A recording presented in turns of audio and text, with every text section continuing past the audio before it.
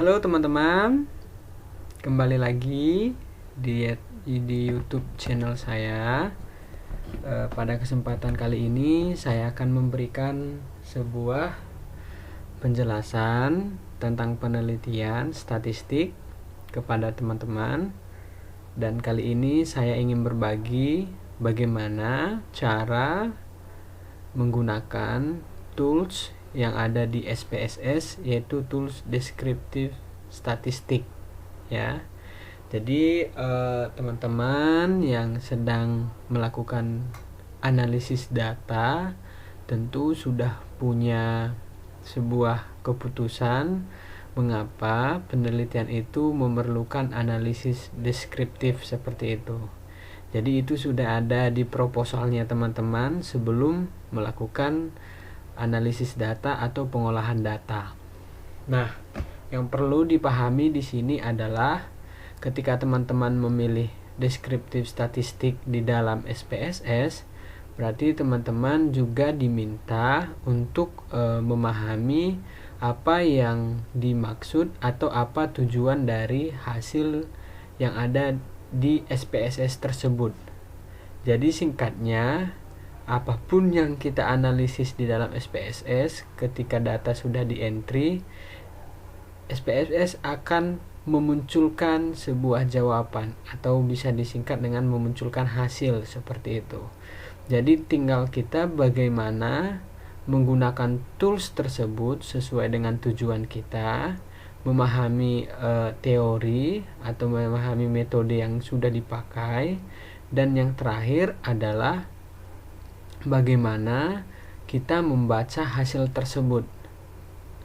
Apakah kita tahu bahwasanya hasil yang dikeluarkan SPSS itu menunjukkan apa terhadap penelitian kita. Jadi teman-teman, dalam video ini saya ingin berbagi hal tersebut kepada teman-teman. Kebetulan saya memiliki beberapa data, entry data maksudnya sudah di entry ke dalam SPSS. Nah, kita buka dulu terlebih dahulu.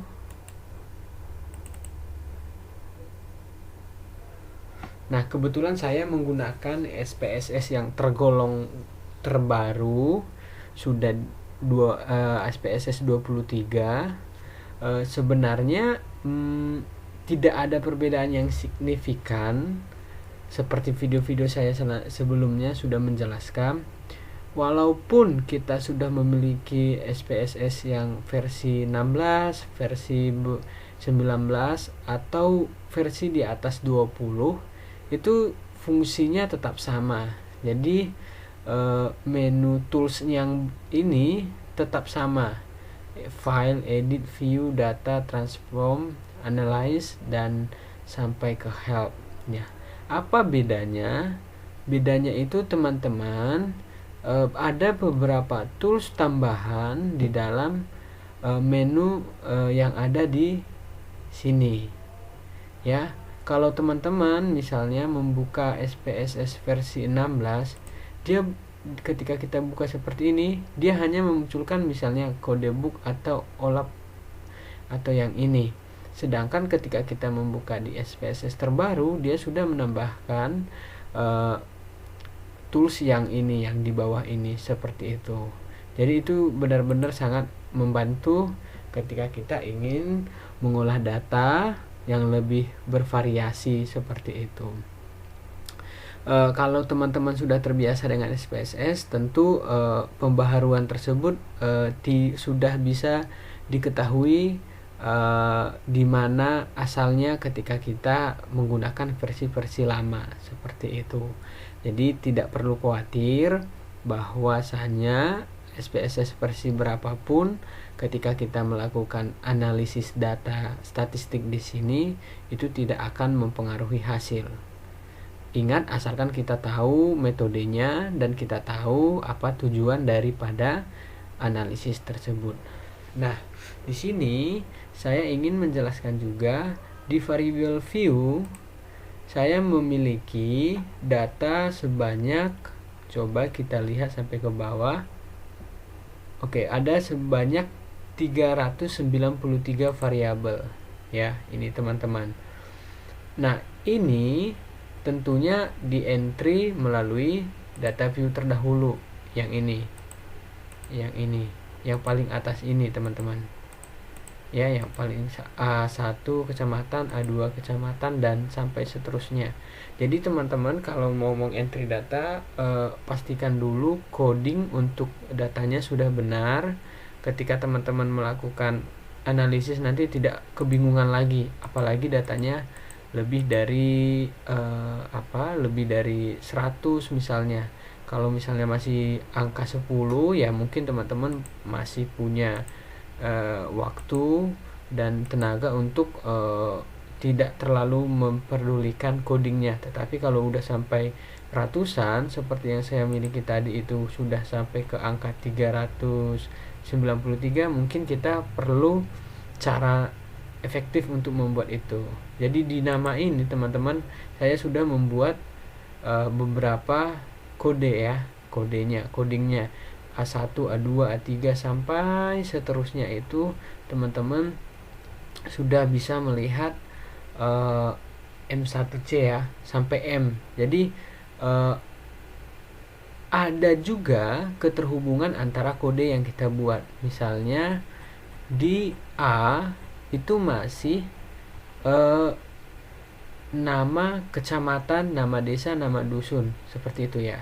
Artinya ini sampai ke A berapa ini, A15 3 itu masih dikategorikan profil si responden kita ya. Dan itu manfaatnya ketika kita sudah membuka atau menggunakan data-data di dalam SPSS tersebut. Nah, selanjutnya teman-teman juga bisa melihat type ya. Itu juga berbeda pemanfaatannya. Ketika kita numerik berarti ada angka di dalam nilai ini, value ini ya. Kemudian ketika string itu tidak perlu membuat value untuk data A2 ini. Nah, seterusnya seperti itu teman-teman. Jadi jangan lupa untuk pastikan dulu data teman-teman itu terentry secara benar sesuai dengan metode yang diperlukan seperti itu. Oke, seperti penjelasan saya tadi, saya ingin menjelaskan bagaimana deskriptif statistik di dalam SPSS. Pertama, teman-teman pilih analyze. Ya, bagaimanapun teman-teman untuk analisis data di SPSS cukup menggunakan ini saja ya. Cukup menggunakan analyze aja. Jadi di sini sudah banyak report, ada deskriptif statistik, ada tabel, custom tabel, ada compare mean seperti means, ini one sample TTS, dan seterusnya sampai selanjutnya seperti itu teman-teman. Dan ini cenderung digunakan untuk penelitian yang kuantitatif seperti itu. Nah, pastinya ketika teman-teman menggunakan korelasi misalnya bivariat, oke, misalnya kita buat jenis kelamin contohnya, kita buat lagi ini, oke, hasilnya akan muncul seperti ini. Korelasinya adalah jenis kelamin dengan nama interview ya. Itu teman-teman, ini kita sudah ditampilkan data hasil korelasinya. Tetapi bagaimana cara kita membaca ini? Nah, itu yang perlu kita tahu, dan metodenya perlu kita ketahui juga. Ketika hasil jenis kelamin dengan percent correlation minus 0,312 itu menandakan apa? Seperti itu. Apakah berkorelasi, korelasi kuat, korelasi sedang, atau korelasi tinggi? Dan ini perlu teman-teman membaca teori atau membaca metode penelitian seperti itu. Oke, kita lanjut. Nah, di deskripsi statistik ini teman-teman bisa melihat ada beberapa tools yang dapat digunakan untuk statistik ya, untuk statistiknya.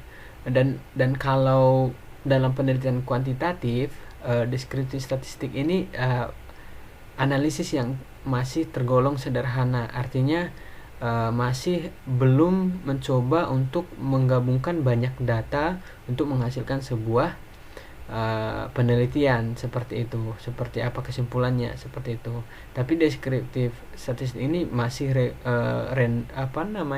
masih mencakup umum ya, mencakup umum dari setiap variabel yang kita miliki. Oke, frekuensi. Nah, frekuensi kita coba beberapa berapa variabel ya teman-teman. Ada desa ya, kemudian ada jenis usia responden, ada jenis kelamin. Oke, kita okekan.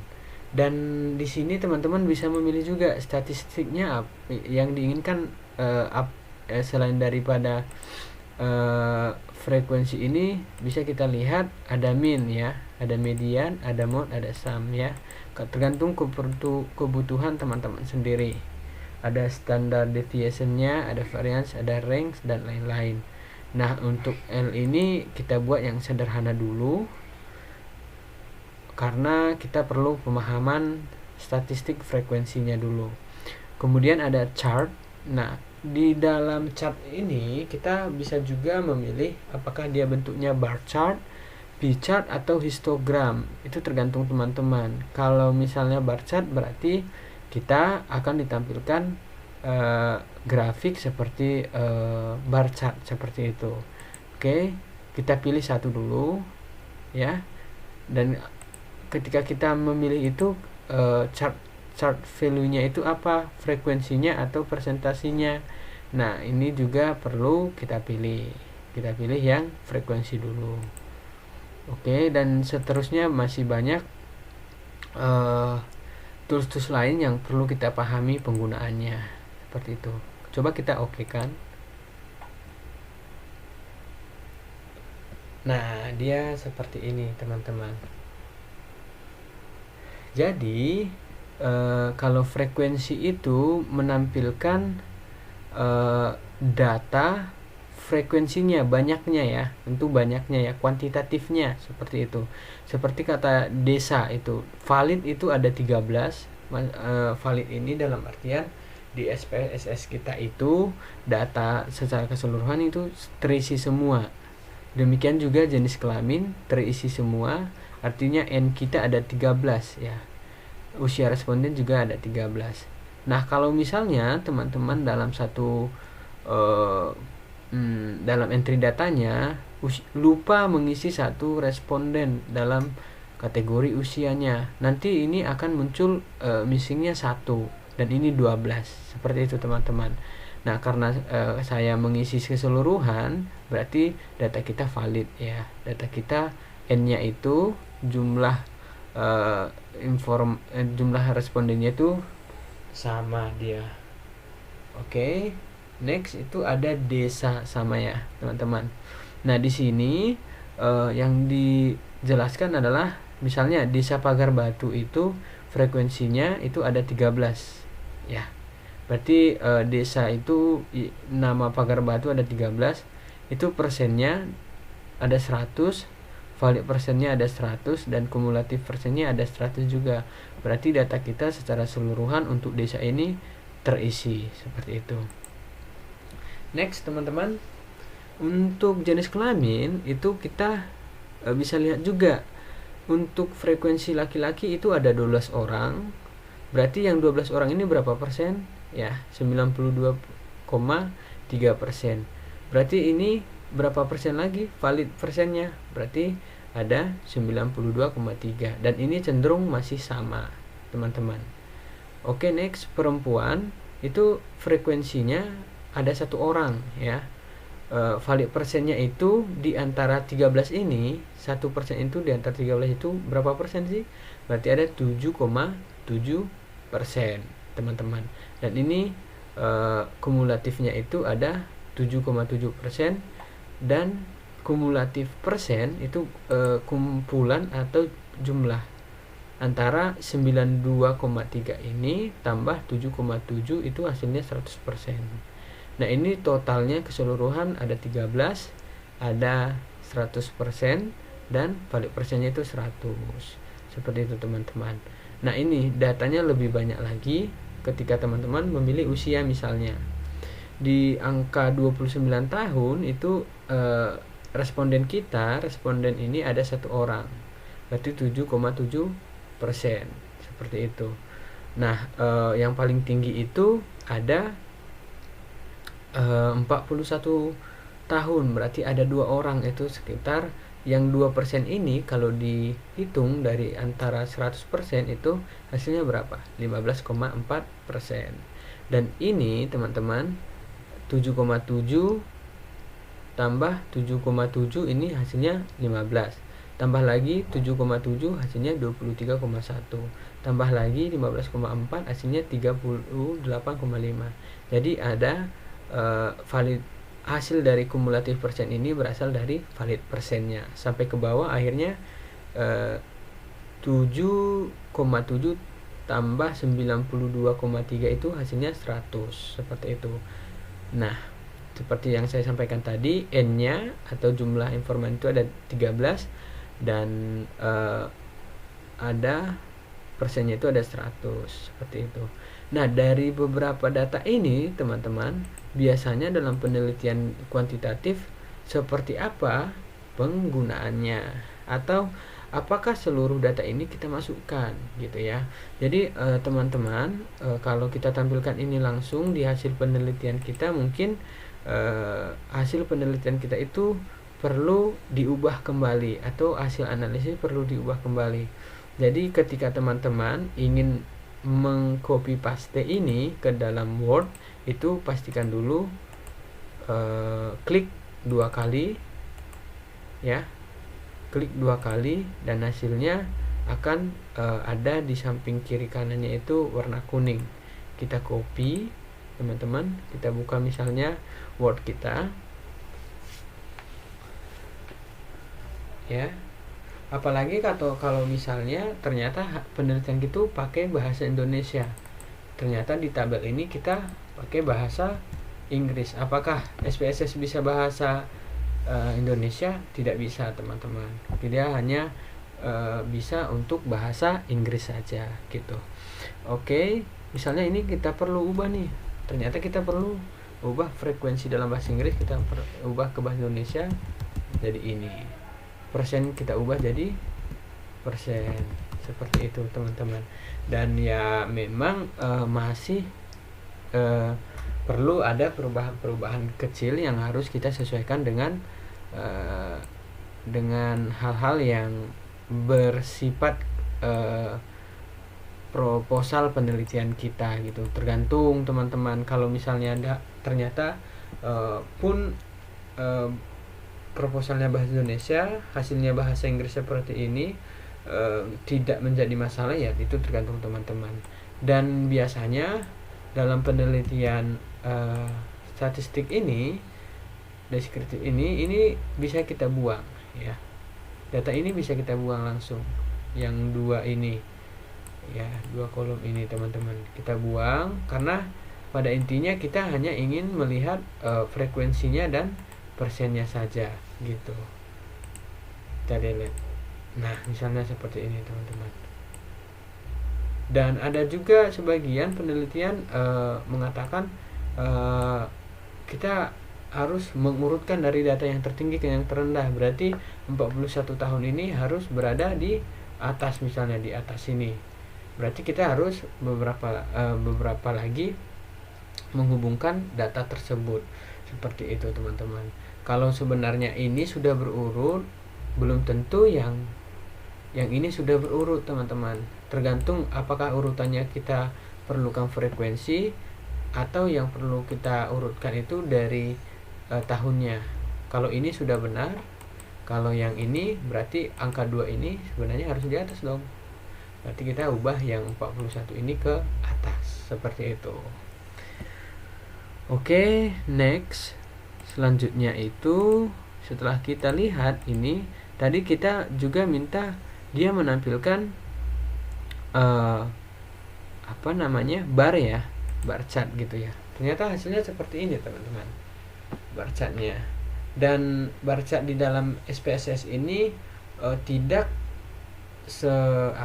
sevariasi ketika kita membuat grafik di dalam Microsoft Excel misalnya. Ini masih dalam bentuk data-data yang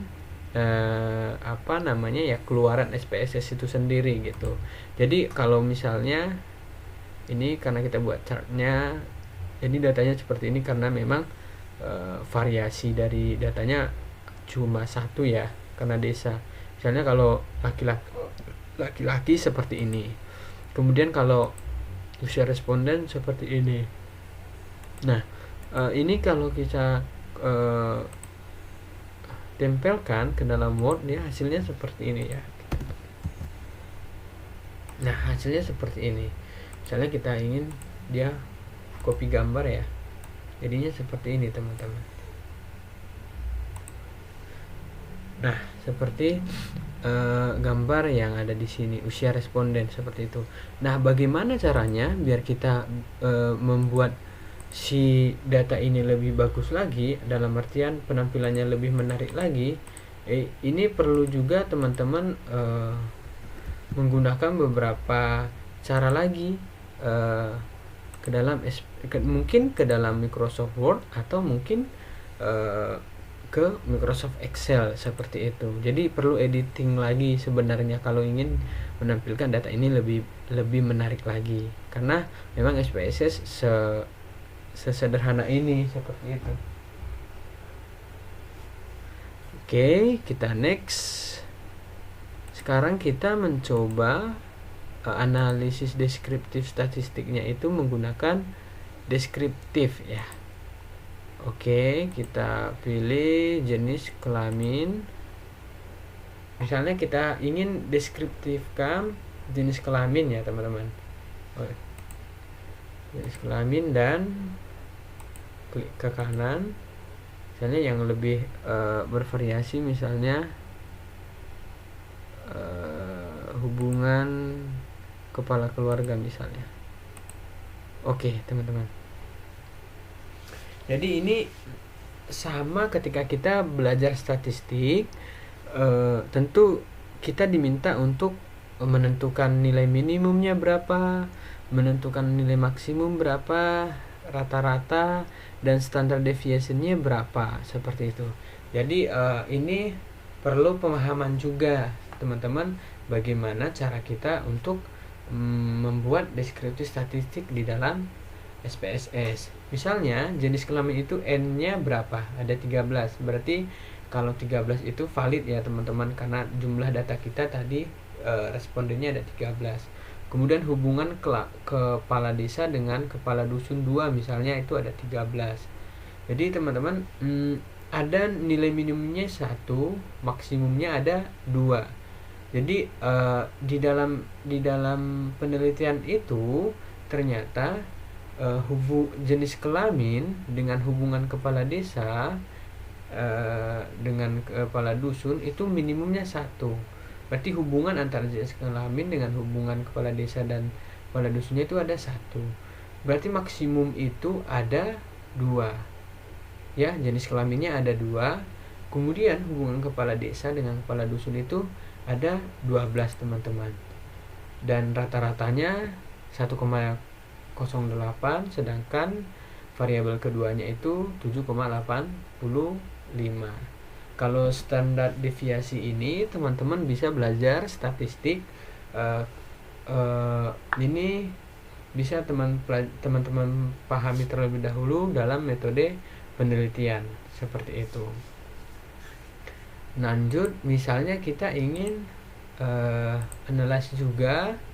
Nah, ini explore ini sama ya, sama dengan beberapa poin tadi, tetapi ini memerlukan pemahaman kita terhadap jenis variabel ya.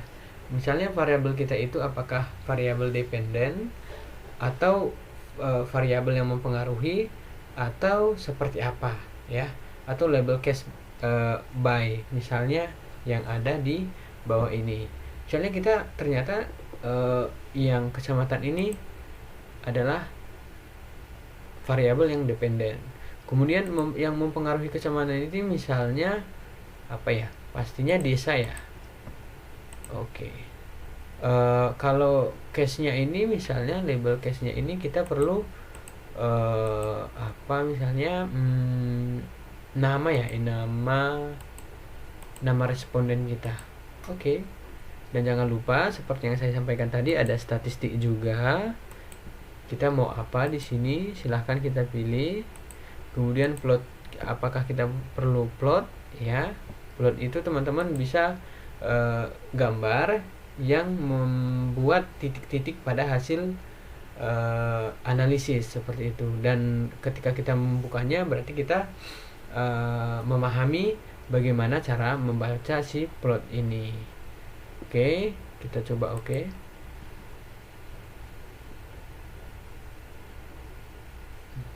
Oke. Nah, seperti ini teman-teman, karena memang dia masih belum terlalu beragam. Jadi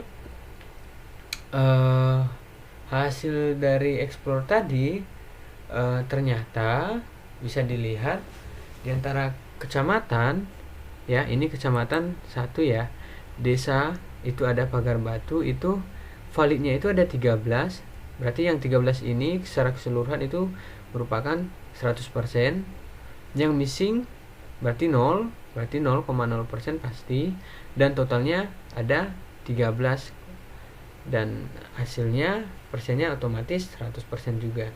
Jadi ini kayak memang mengeksplor data kita lebih jelas lagi, karena memang si explore tadi ingin membuat data kita lebih beragam gitu. Jadi kalau misalnya ternyata di kecamatan ini ada satu data tidak terisi desanya misalnya, atau ada satu responden yang tidak terisi desanya, berarti ini otomatis nanti berisi. Yang missingnya ada 1 gitu, dan ini pasti terisi persennya dan selanjutnya seperti itu teman-teman. Ini kita dibuat dalam bentuk apa ya, keterhubungan ya. Berarti ini poinnya ini ada di tengah, jadi masih aman seperti itu. Dalam artian ketika si data ini berada pada garis-garis pinggir atau miring atau seperti apa, dalam posisi ini mungkin kita ada kesalahan seperti itu, karena titik poin di sini kecamatan ada 1 dan sejajar dengan desa ya, desa Pagar Batu juga ini teman-teman, seperti itu. Kemudian next, coba kita lihat lagi di deskriptif statistiknya menggunakan cross tab ya. Nah, ini penting juga teman-teman ketahui bahwasanya di dalam ini kita bisa sangat terbantu untuk menganalisis data lebih banyak. Misalnya logikanya seperti ini. Kita pengen menghubungkan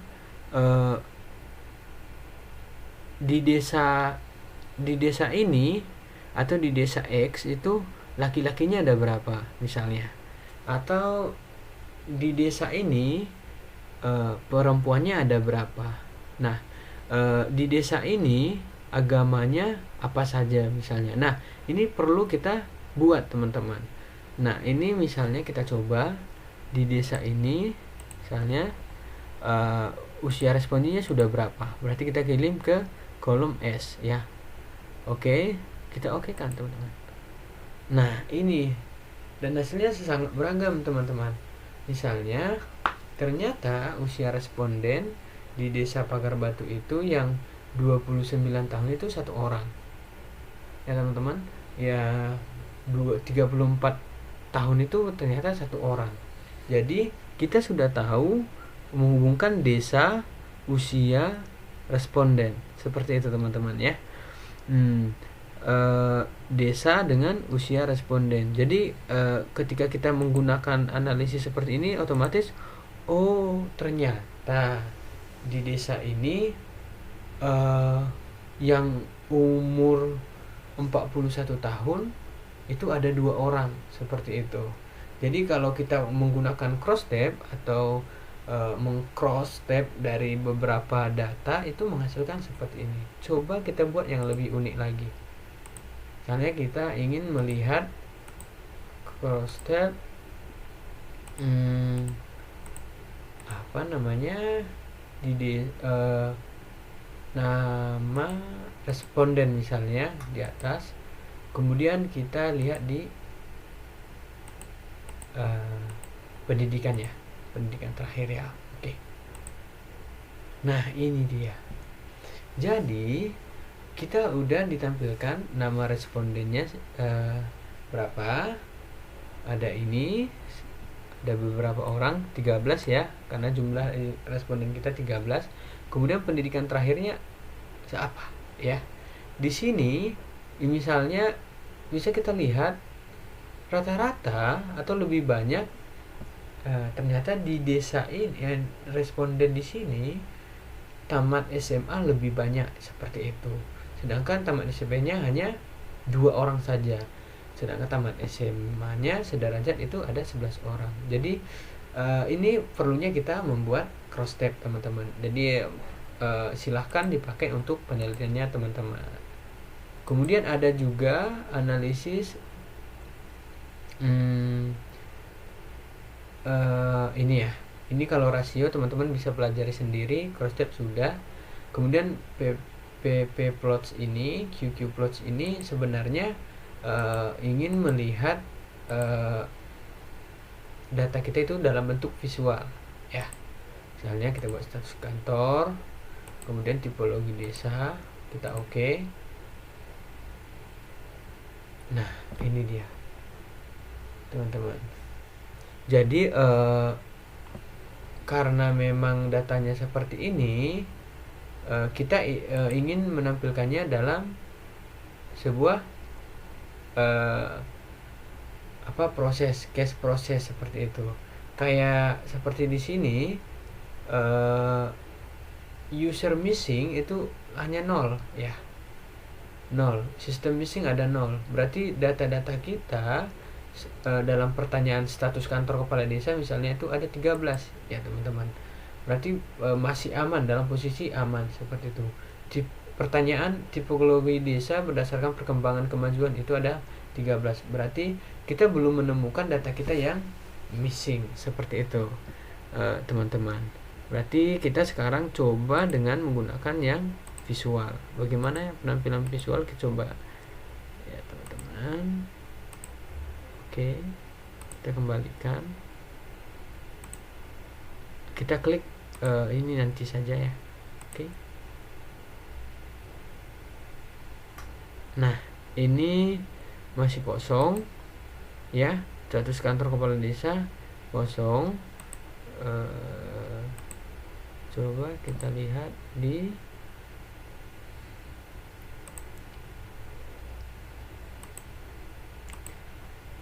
oke, ada berapa misalnya kita buat ada beberapa saja. Oke, dan hasilnya seperti ini teman-teman. Jadi beberapa nama tersebut bisa kita lihat penjelasan ini dalam bentuk visual. Misalnya nama interviewer itu 0,2, di sini ada 0,8 ya. Teman-teman harus paham dulu cara membaca ini. Jadi teman-teman belajar statistik dulu atau metode dulu, kalian bisa melihat misalnya bagaimana data itu ketika berada di titik ini. Berarti 0,2. Apakah dia berhubungan? Apakah dia berkorelasi? Apakah dia korelasi kuat, sedang, atau tidak berkorelasi sama sekali. Jadi ini perlunya kita membuat people plots ini ya. Lanjut ini 0,7, sedangkan di sini sudah di atas atau mendekati 0,10 seperti itu. Bahkan ini ada di luar teman-teman. Jadi pahami dulu bagaimana caranya kita membaca data ini seperti itu. Dan ini merupakan perlu belajar lebih banyak lagi agar kita tahu cara untuk membaca data dalam SPSS atau hasil olah data SPSS seperti itu. Oke, jadi kalau teman-teman sudah membuat analisis data, jangan lupa untuk menyimpan ya. Kita bisa juga membaca di sebelah kiri ini, teman-teman, sebelah kiri ini. Misalnya frekuensi, kita langsung diarahkan ke frekuensi. Kalau misalnya kita langsung ke crossset tadi, kita langsung diarahkan ke crossset, tinggal klik. Ini seperti kayak tools yang memudahkan kita untuk menuju halaman hasil uji deskriptif tadi, seperti itu. Nah, mungkin teman-teman demikian video ini. Kuncinya tadi teman-teman harus tahu dulu apa itu metode penelitiannya, teorinya seperti apa, dan SPSS ini pastinya hanya sebuah tools yang dapat digunakan untuk mengolah data. Tergantung kitanya lagi. Kalau kita ingin mengolah datanya dengan cara benar, berarti kita harus tahu dulu bagaimana penelitian itu bisa berjalan dengan baik dengan sebuah metode yang sudah ditentukan, seperti itu. Baik teman-teman, demikian video saya untuk mengolah data deskriptif statistik menggunakan SPSS terbaru. Semoga bermanfaat, dan jangan lupa selalu dukung channel ini, tekan subscribe, dan silahkan komen, dan silahkan untuk di share agar banyak orang yang sedang dalam posisi penelitian bisa memahami cara menggunakan SPSS ini. Oke, sampai jumpa di video selanjutnya. Salam sehat.